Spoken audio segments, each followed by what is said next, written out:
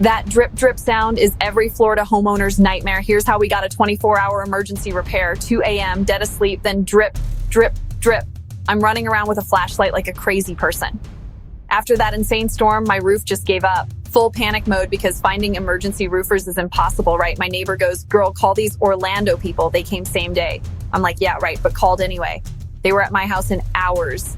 Actual professionals, not some sketchy dude with a ladder, fixed it properly. Now I can sleep without anxiety about my ceiling collapsing. If you're in Orlando and hear that drip, don't wait. Call them now.